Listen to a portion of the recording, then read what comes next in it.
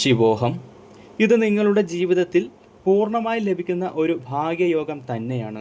അതായത് 30 വർഷങ്ങൾക്ക് ശേഷം 2 രാശികളിൽ ജനിച്ച 6 നക്ഷത്രക്കാരെ ശനി കനിഞ്ഞ് അനുഗ്രഹിക്കാൻ പോവുകയാണ്.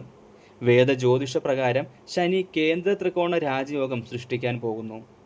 ജൂലൈ 13 മുതൽ ശനി വക്രഗതിയിലാണ് സഞ്ചരിക്കുന്നത്. ഇത് 6 നക്ഷത്രക്കാരുടെ ജന്മരാശിയിൽ കേന്ദ്ര ത്രികോണ രാജയോഗം സൃഷ്ടിക്കുന്നതിന് വഴിയൊരുക്കും. 12 രാശിക്കാരിൽ വെറും 2 രാശിക്കാർക്ക് മാത്രമാണ് ശനി സൃഷ്ടിക്കുന്ന രാജയോഗത്തിൻ്റെ പൂർണ്ണമായിട്ടുള്ള നേട്ടങ്ങൾ ലഭിക്കുന്നത്. വിദ്യാർത്ഥികൾക്ക് മത്സര പരീക്ഷകളിൽ വിജയം ഉറപ്പാണ്. ഈ സമയം മനസ്സിലെ ആഗ്രഹങ്ങളൊക്കെ നടക്കുന്നതിന് സാധ്യത കൂടും. വിവാഹത്തിൻ്റെ കാര്യത്തിൽ തീരുമാനമാകും. കൂടാതെ സാമ്പത്തിക സ്ഥിതി മെച്ചപ്പെടും. ഇതൊക്കെ നടക്കാനുള്ള സാധ്യത വളരെ കൂടുതലാണ്. കാരണം കേന്ദ്ര ത്രികോണ രാജയോഗം വൃശ്ചികം ധനു രാശിയുടെ 5ാം ഭാവത്തിലാണ് രൂപപ്പെടുന്നത്. എല്ലാവരും ഹരേ കൃഷ്ണ എന്നൊന്ന് കമൻറ്റ് രേഖപ്പെടുത്തണേ.